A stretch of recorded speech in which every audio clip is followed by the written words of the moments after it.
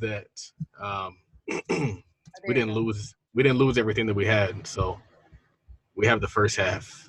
Yeah, that would have sucked. I would have. I haven't had to redo it in a long time. So yeah, where were we? We left off. I was You rapping. were, In the middle of the rap. I didn't hear it. I didn't. Dang. All I heard, like the last thing that I got was you were talking about like how as you're going through it, people would like kind of count the words or something or pull out the words. Oh yeah, and that was it. And then she said the act up. He put on the act up instrumental, and I started rapping. Oh man! All right, we gotta do that again. Dang, Man, right. It got lit.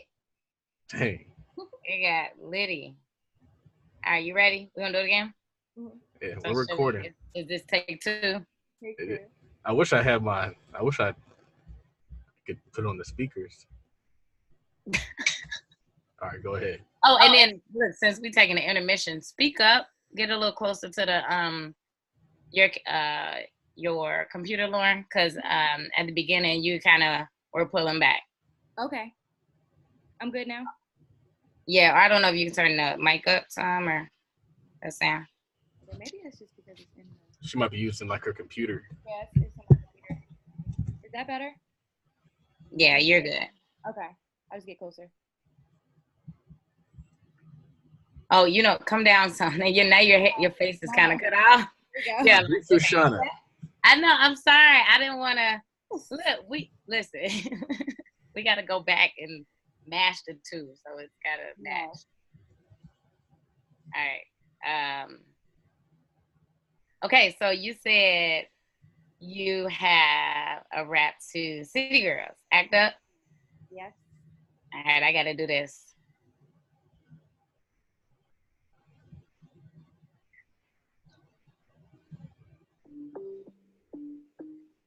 Can you hear it? Real Estate Baddie, yeah, you know we get that bag. Summer market coming, so we got a bag back. 2019, we still in the industry. Did it once, did it twice, and you really kick a. I'm a house stopper, and I let it educate. If you're not about investing, then you kind of late. You show up to her house and you trying to run it up, but you ain't. No, she owns, so you better shut up. Going to the club, trying to run up a check, but you can't tip the bottle, girl, because you in debt. The whole goal is the bag, but you gotta stay patient because it won't come fast. Hey, the real bag is a net worth. Hey, the real bag is a house hack. Hey, the real bag is an asset. What? Y'all ain't hear me yet. Hey. That was good. Hey. That's a little snippet. Hard. Only on the Todd Millionaire Capital Podcast. I feel like Bars. I feel like you should walk out to that when you speak, Rashana. She has to. True real estate baddie right there. Hey, I'm with it. Let's do it. Oh man. Love it. So let's talk about your deal. Let's talk about your investment property. Yes. How did you find it? What's the strategy? Okay, so I was debating between two things: buying my first property in Maryland, and buying my first property in Hampton, Virginia, because I still have a semester left. So I was like, I do not want to go back because I took a year off. I took a year off to save for my first investment property. So I was just like, I don't want to go back and rent. Like that would suck. Renting and paying tuition, like I would just be super in the hole. So I was like, I should get my first investment property in Hampton, and the cost of living is super low out there. So there's this property that I'm looking at. It's 80,000. I'm gonna use my FHA, just 3.5% down. It's 2,800. So that's really good. Like I'm to get a property out there, and it's condo. So so yeah, I'm going into it like that, and 2 bedroom, 2 bath. Usually out there, when I was paying rent, I paid like 1,900 for that. Mm. Yeah, and my mortgage, my monthly mortgage payment is not At all? Not even close. Yeah, Right. so I'm really like super house hacking out there. So And that's my strategy. Like basically, that's gonna be my first student rental income, and I'm very excited because you got ODU, NSU, and Hampton University out there. Even CMU. Those are a lot of universities that'll help keep my rental property afloat and in the green. So I'm excited. I'm very Right. excited. That's a good deal. Are Okay. you're renting out the rooms? You're renting out the other room? Yeah, so I'll live there and then rent out the second one to my line sister. She is in grad school. She's gonna be going to Norfolk State. So once I get out there, we're gonna live together, and it works because she's only gonna be in school for that spring semester as well. So Nice. How much would Congrats. that room rent for? I'm 900. 900. That's good. So Yeah. you're living for free. Yeah. Instead of paying 1,900. Man. Because that's what I paid. Gotta What I win. paid when I was renting, I paid 900 for my room, and I had the owner suite. So it's like it makes sense, and it's not like I'm hitting anybody over the head with that price. That's literally how much I paid. Right. And so then after you're done, you're going to just hold it as a rental for students and still rent it out by room? Yes, because Okay. there is so many people. I mean, like I know so many people, and even with sororities, you have organizations, Hampton students. The network is super expansive. So I just even my I have family out there. So if anything, I have a lot of strategies to keep it rented out. So yeah, That's I'm dope. And would you continue to invest in that same area? So I think I will, just because of the opportunity out there and how low the cost of living is. But I do want to get my second property out here because when I graduate, I'm like, I don't want to, I want to have somewhere to stay. So I'm just like I'll stay in Hampton for a little bit and then get my property out here in Maryland. Like my second property has to be in Maryland so that I can come back and have a nice little place. Yeah. Got to. Let's see. What is some advice that you would give to somebody who's looking to get started in real estate? In real estate, as a career or as an investor or both? It could be. I want to. Let's do both because you Okay, can cool. speak to both. You have the ability to speak. So I would say as a career, I would say start by assessing if you want to even do in-class or an in-class course. Like, do you want to do an in-class pre-licensing course or an online course? Because what I did was online course, and as a college student, it was super affordable. It was about half the price of doing in-class. It was $249. And I would also say to start to interview some brokerages and see, what company cultures you like, ask about their commission splits, see if they have referral programs, just assess the different components of each brokerage, see what you like. I would definitely say look for the brokerage that has the best training and mentorship, because as a new agent, you are not, if you just get thrown in, your business is going to be super, super like low. Like you need training, you need someone with experience to help you and guide you through that process. And I would say those are the things that I will focus on, because that's what I focused on when I was getting my license. Really just that course, passing the national and the state, and then affiliating with the right brokerage. That's what Keller Williams Preferred Properties, they were number one in training. So it really helped me with their lunch and learns that I went to when I didn't even have a license. So they were free and I would just attend them. So it was good to get coached throughout the process. And then as an investor, that's where I would say assess your financial situation. Like with me, I had to do a couple of things before, I was able to even think about getting an investment property. Like this entire year, I've been preparing, my credit. I've been preparing with my income verification because I am self-employed. So with that being said, I would say assess your financial situation and see, connect yourself with either a realtor or a lender that can help you explore lending options. So you have your investor lending options, you have your FHA conventional VA, you have grants and loans that you can, lending programs you can apply for down payment and closing cost assistance. So I would just say explore your options to make sure that you're taking the most strategic way into your first investment property as an investor, or as someone who wants to start investing.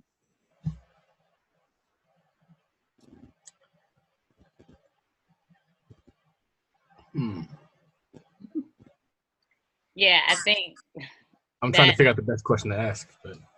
Yeah, that break threw us way out. We were on a roll. We was flowing. And I'm like, even after he fell off, we kept going until I realized it wasn't recording. Yeah. Anyway, I'm sorry. You were talking to us about you were going over your hat. and your shirt. Oh, yeah, because you had said what's next. Okay, I can reiterate. I'm sorry. Actually, let me ask you that. Good thing we got an editor now, right? he gonna be like, Charles, what happened on this episode? All right, anyway.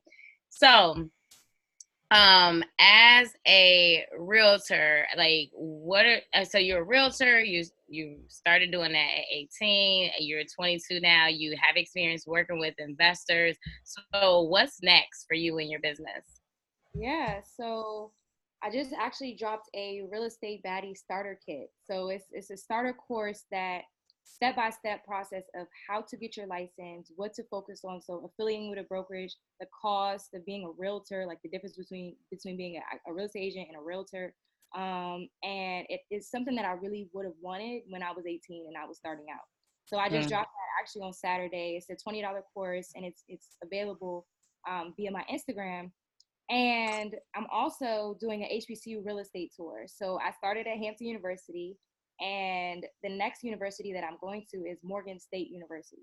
So that's in November. We don't have a date yet, but once we get a date, I'll start pushing it out there. But yeah, we're doing that. And what I want to do with that is basically go to every single HBCU. Every year we're hitting a different HBCU. Eventually we'll start doing 2 a year. But this year we're just doing one. We're doing Morgan State.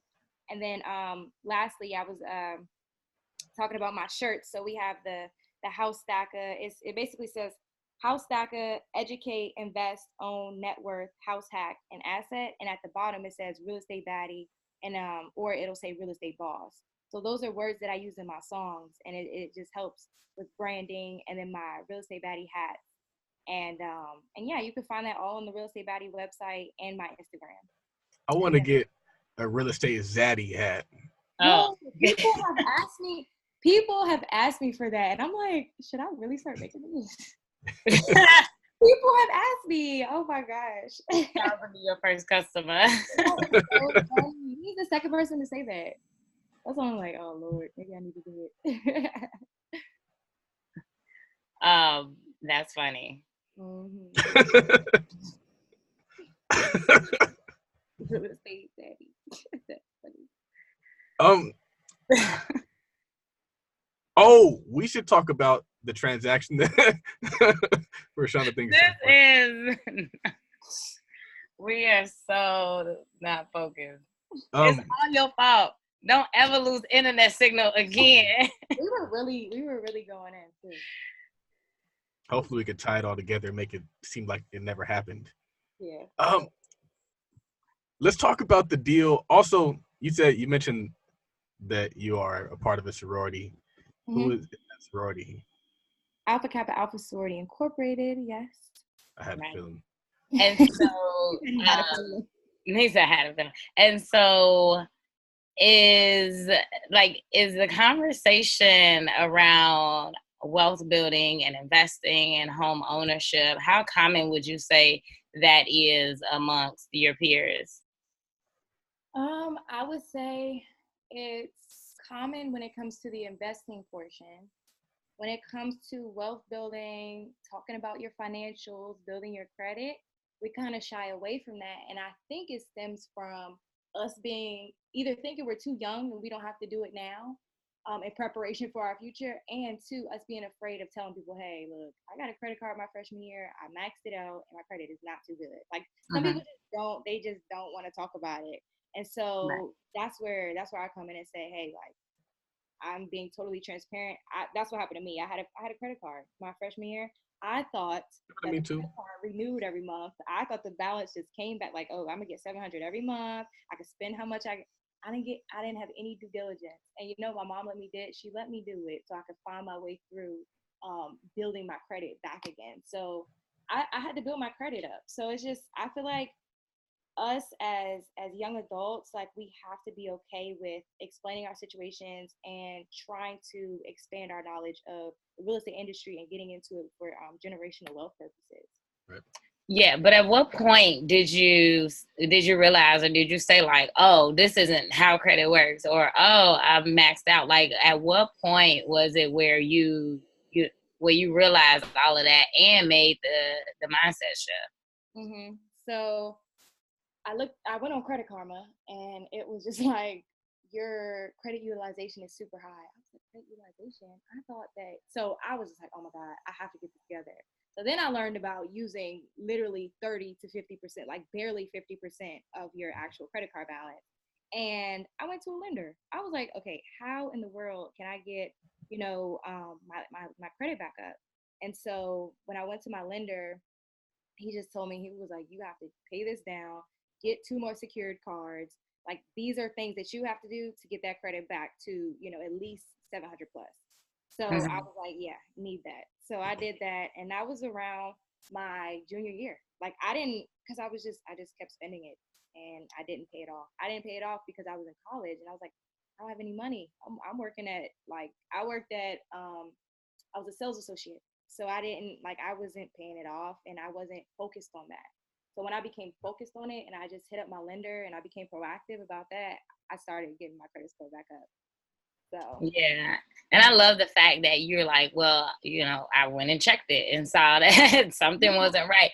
And you'll be so surprised at how many adults do not check their credit scores on, a consistent basis. But then the other thing that I want to point out is that you said you had to focus, which is the other end of that, because like you said, yes, things happen. Like I used to, before I got so heavily focused in talking about real estate and really doing all real estate, I was really heavy in like financial literacy, budgeting, credit building, and things like that. So I definitely understand what you mean about starting these conversations and having these conversations and, sharing with people like, hey, it's okay that, you say you got a 450 or a 500 credit score. Like that doesn't mean that you're a bad person. You just made some, bad decisions. But more than likely it's because you didn't know any better, for one. And for two, when you encourage people to check their credit, it's not even as bad as they think it is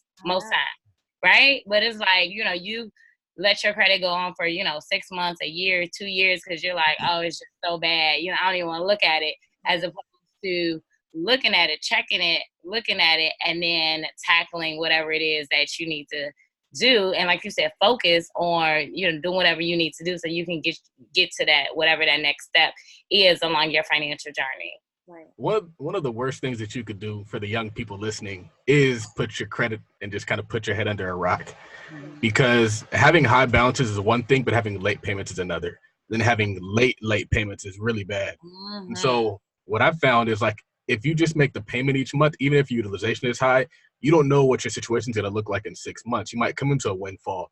You might make a sale. You might do whatever, and then you can eat down that balance. So if you are somebody who's in college and you're not making a lot of money, don't neglect it. It's probably $25 a month. It's probably super cheap.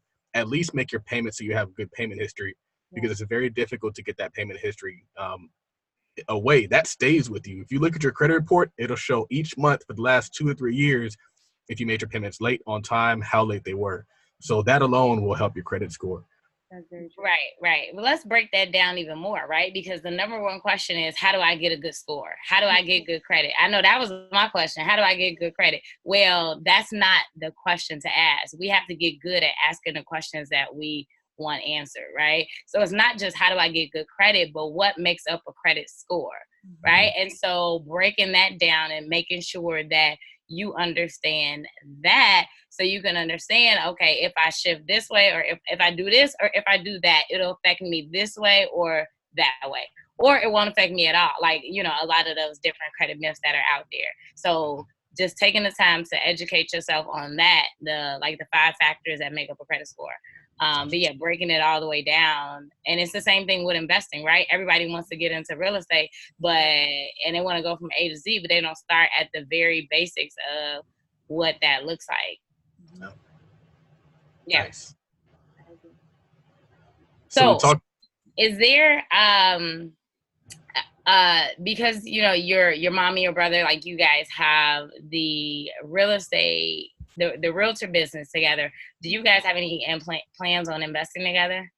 Yeah. So my mom, she wants to move away from retail altogether. Like, she definitely is. We're on the path to becoming investors.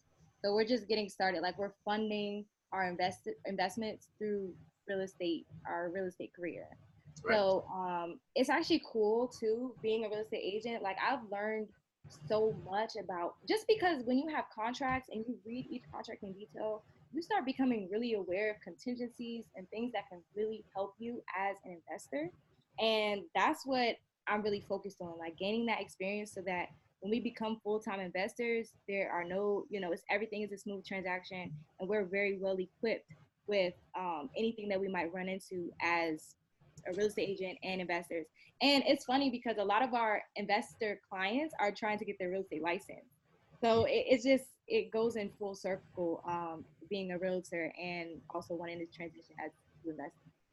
Well, and that's because the laws are changing too. Like in, I know in Illinois, and I believe in Virginia too. Like for example, wholesaling, you can't wholesale without a real estate license in Illinois and in Virginia. So a lot of people are looking to get their license because a lot of investors are, that's been a lot of their main source of income. Is wholesaling. Yep. What do you think is going to happen with that market?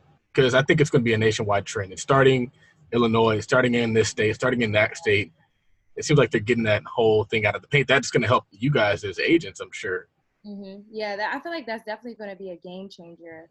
And for investors, I think it'll be pretty cool because I feel like it's not a code of ethics thing, but I just feel like it'll help equip them with knowledge that maybe, they didn't know before, because having a real estate license, it does help. Like when you have to take the course and sit through trainings, like I think it'll definitely better equip investors going into their transactions and their deals.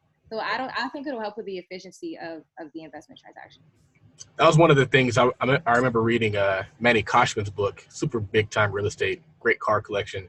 And in his book, he mentioned like he recommends everybody who wants to get into real estate to get their license. And then people go back and forth with it. Some people say you should get your license. Some people say you don't need your license. But you kind of lean towards the getting your license. Yeah. And I mean, I'm like, because when people ask me if they need their license to invest, I always tell them no. I'm like, you don't need your license to invest at all.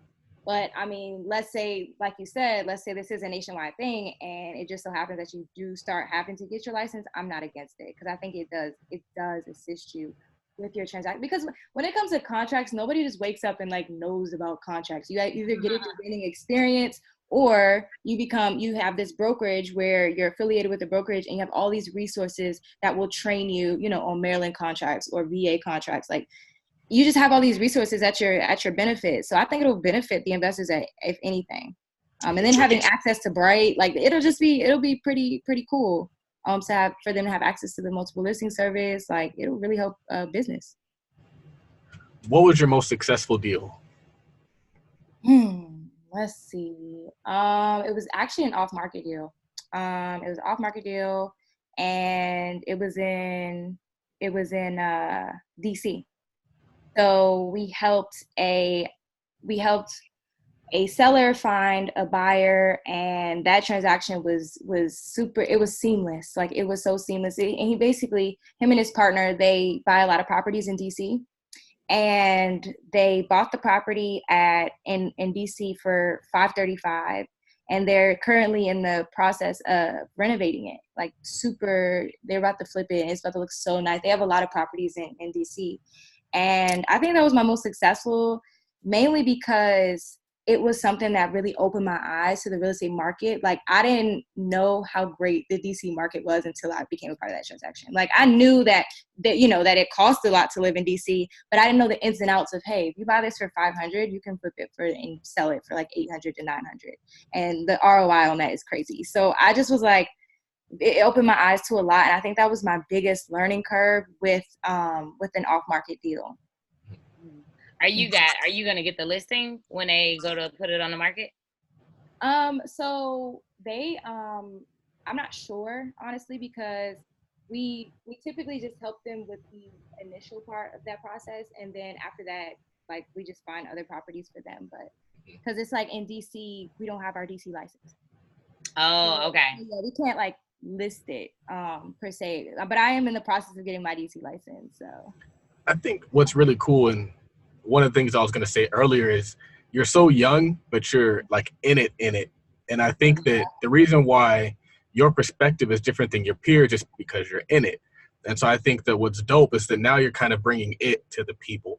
And so you're saying, hey, let me bring this to you. You might not be able to come to it, but I'm going to bring it to you. And that changes everything. That's what the podcast does. That's what social media does. Like the fact that you can look on the internet and see that a Rashonda Scott exists or a Laura exists, that opens up the world to possibilities, because everybody's told, you can't do that. You're too young. You can't do that. We're in Chicago. You can't do that. We're in California. We're in Detroit. And then every week we see somebody who's done it. And so I think that's super cool that it's really happening. Yep, absolutely. Can you talk about the transaction that you volunteered to talk about at Torrance's event? The transaction that went wrong? Oh my goodness. Yes. It was like literally that week that it happened too. It was so funny that he asked that. So, and she closed. She actually ended up closing. So that was a full circle story. She did end up closing on a property. But the first property that we went to, the seller, it was like the electrical panel was off the house. So we were like a week before settlement, and we didn't understand how the electricity was working in the house, and there was no electrical panel. So we were like, how did they even do that? Like, how was that even, how did they live here and the electricity was still working and there's no electrical panel? Like, were they not paying? Like, it just was a lot. So then we were going back and forth trying to get it fixed before to do the final walkthrough, and they never fixed it. It was like the day before settlement. And then another thing that happened was it was something with her loan that trying to think. It was something with her loan that had it was faulted and it was incorrect. So basically, if we would have understood and went into detail about her financial situation, it was something that she either had to pay off. She had to either pay off a certain asset, or she had to pay off it was some other debt that she had. But basically it was like she either pays that or we can't close. And it wasn't disclosed to us until like literally 3 days before the settlement. So she's like, I'm not paying like that much money before settlement. And I didn't know about it. Like it really was the lender, the lender's fault. So what we did was we just got her out of that transaction, which is really where contingencies come really good. And we were able to get out of that transaction due to the home inspection and that electrical panel not being done. So we got out and we found her property in less than a week. And that home inspection was spotless. They only had to fix a minor roof panel. Like it was like something that they had to fix on the roof, and she closed within 3 weeks. So that was a beautiful transaction because it really was turmoil in the beginning. Like that was the craziest transaction ever. And then it turned into her finding a beautiful, bigger and better home within the next week. And that is also the benefits of being in a seller's market. So we were like, we can find you something else. Let's just get out of this transaction and literally get you a better situation, get you into a better situation. So that was that transaction. And she's actually about to get her first investment property too. So she saved money, enough money to go get an investment property a month later. So it was good. It ended out good. Rashonda, what? Were you 22 doing this kind of stuff? I wasn't 22 doing this kind of stuff. When did I get my license? What was I doing at 22? I'm getting old. I got my license in 2013, so 6 years ago. You're probably about 21, 22. Yes, I was 21. You're a prodigy as well. Yeah. I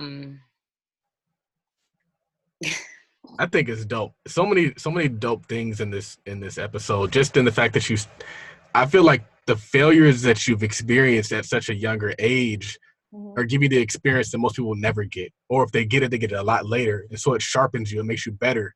And that's invaluable. A lot of people are like, I don't make any mistakes. You already said it before. Like, you're okay with making mistakes. You're okay with whatever. And you fell into success, some more success. So super dope show. I love the fact that you guys work as a family team. Like, that's a hack in itself. Rashonda was going to say something. I don't want to cut her off. And then how long were you working with that client? That was about like 2 months. It was 2 to 3 months. Because we found a property. It took her about a month. to find something. But then once that stuff started happening, it was like, oh my And then it was like another It's month. a nightmare. Gotcha. So, yeah. But then when we found that second property, it added 30 days to it. So. Gotcha. Yeah, I mean, I got some stories. I've worked with some clients for a year, and they went under contract like 3 different times. So I get it.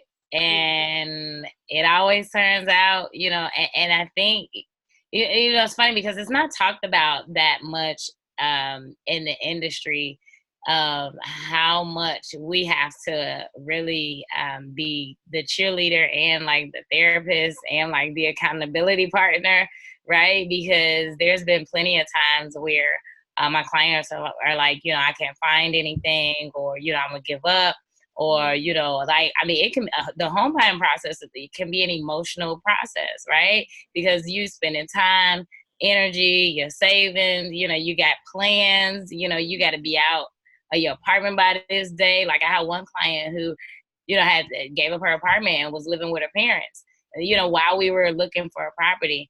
But, you know, we have to kind of remind them why they started, right? Whenever it gets difficult like that, like we have to remind them why they started, as well as say, hey, you know, kind of bring them back to, you know, because they sometimes, yeah. I agree, because even during that process, like I feel like you do gain that trust and a great realtor client relationship when you go through something with your client. Mm-hmm. She was like, how would, you know, because when we went through underwriting, that's when that had came up. She was like, when were we going to know this? Like, so we just had to really calm her and let her know that, hey, like, it's okay. We can get out of this contract and we can find you something else. Absolutely. So, like, it's something where you have to be solution oriented, detail oriented, so you can be able to get up, get out, and find your client something that they need. So, so I agree. I definitely. You guys make me want to be an agent. I want to be an agent now. Be quiet. And speaking to contingencies, right? So for those of you who are listening and don't know what that is, I tell people all the time, you know, making an offer is not the end all be all. Don't be afraid to make an offer, because you can almost always get out of a contract. However, you want to understand what the different ways are for you to get out of the contract. And in the realtor world, those are called contingencies. So within a contract, there are certain contingencies that are built in to protect you, the consumer. For example, you know, like you said, if something comes up on the inspection report that's absolutely crazy, nobody's going to make you buy that house. Like, that's a contingency, that's an option for you to get out, and you can still get your earnest money back. And there's a few other contingencies built into the contract as well. But I think it's definitely important to understand those and then talk to your realtor or your attorney or your real estate professionals about those. Right. He said an offer is an invitation to a conversation. And so a lot of times, like, you're just putting that paper out there saying, I'm going to pay you this much money, and they can accept it, they can reject it, but it gets the conversation going. Up until then, most people who are sellers don't want to talk to you until you put that paper in front of them. So anybody who's romanticized, and like in all actuality, that paper, man, that's not even the final paper, right? You give them that, and then you start working it up, and they create the official PSA, and it goes to title, all that cool stuff. So it's like, I give people LOIs. Like, you can accept it, you can reject it. So yeah, we do contracts here. Like a PSA. Yeah, and with our clients, we always let them know, with getting pre-approved and getting that pre-approval letter, that's what makes your offer competitive. Because you don't want to go out there, you're looking at houses, you see something you love, and then you write an offer with no evidence that you have any income verification or proof of funds. And that seller is like, I'll just go with the next one, because they have proof of funds that they can actually afford the home. So that's another thing too. It's like it's not only writing an offer, but also you have to have your pre-approval to remain competitive within this market. Right. Yep. Absolutely. Yeah. For anyone who's listening, what's the first step in home buying? It is getting your pre-approval letter. Most realtors, I definitely will not take you out to look at properties without one. And it is a letter from the bank stating what you can afford. Nice. I have 3 quick questions for you for 3 quick answers. First question is, who is somebody that you look up to and why? Okay. So I would say my mom. Okay, actually, two people. Wait, can I do two? Yeah. Okay, You can do real three quick. if you want to. Real quick. So my mom, because she exposed me to financial, anything that had to do with finances. So she had me read Rich Poor Dad when I was younger. My favorite books are by Gary Keller, which is the CEO of our brokerage of Keller Williams Preferred Properties. The One Thing, you have The Millionaire Real Estate Investor, Millionaire Real Estate Agent. Those are the books that I've read and I find very conducive to how I am today, my mindset. And it really helps when you have an entrepreneurial mindset and someone who backs you and supports you. Because any vision I have, she's always there to support it and to help me bring it into my ideas to fruition. So I would say her because she's always been the top-notch business mogul that I've always looked up to.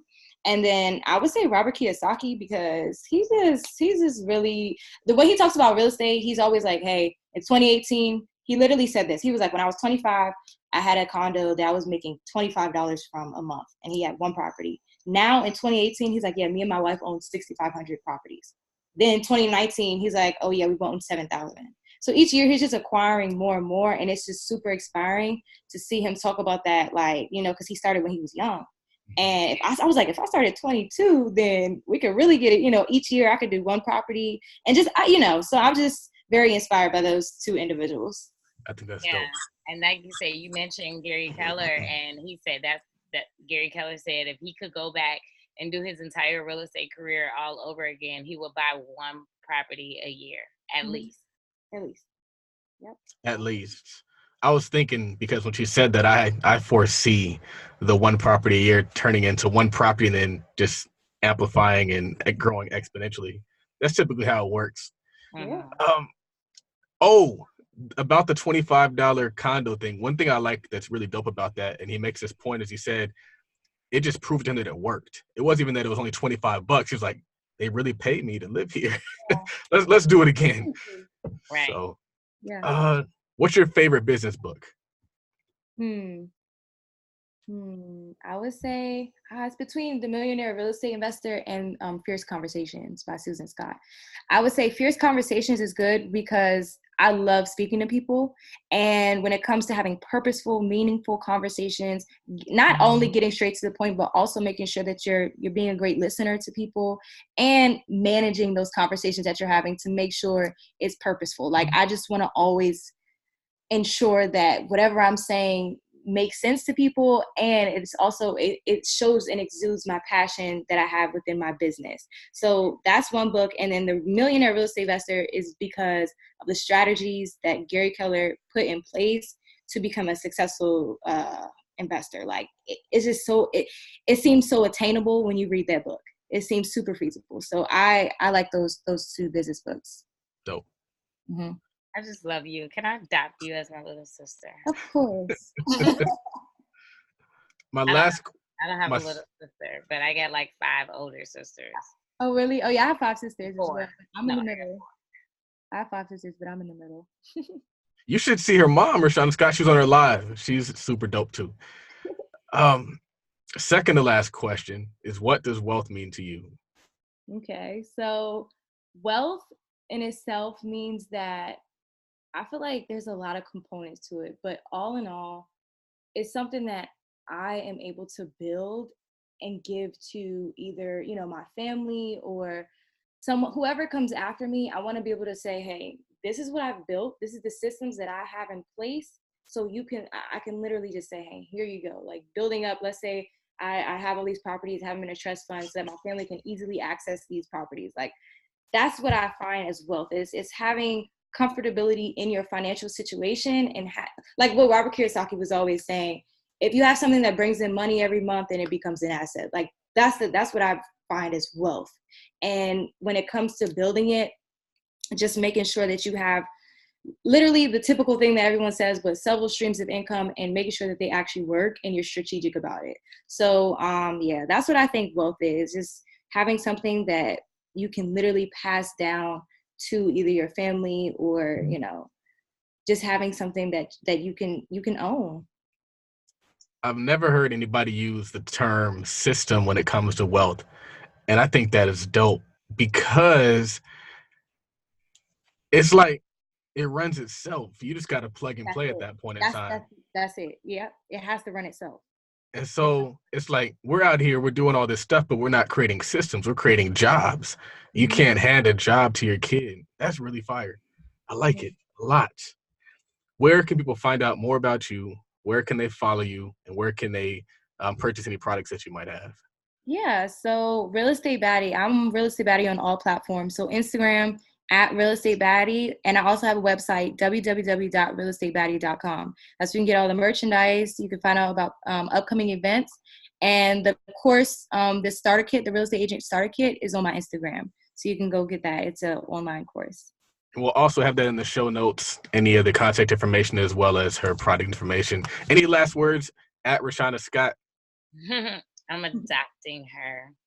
Yay. Create a little real estate crew. Yeah, seriously. I know, the Real Estate Baddies with an S. With the S. For everyone. It's literally for everyone. That's cool. Love it. No, thanks for coming on. Thank you for sharing this information. I know for a fact that you will inspire many, by being so young. And you're so right. It's about having the confidence at no matter what age you're at. So having the confidence to, at the end of the day, just get the job done. And like I said, to continue pushing the needle forward, just one step at a time. So I'm proud of you. Thank you so much. Thanks so much for having me. Thank you. So this is episode 118. My name is Charles Oglesby. You can find us at all the links in the show notes. You can find Rashana in the show notes, and you can, of course, find our guests in the show notes. My name is Charles Oglesby, also known as Todd Millionaire with Rashana Scott, signing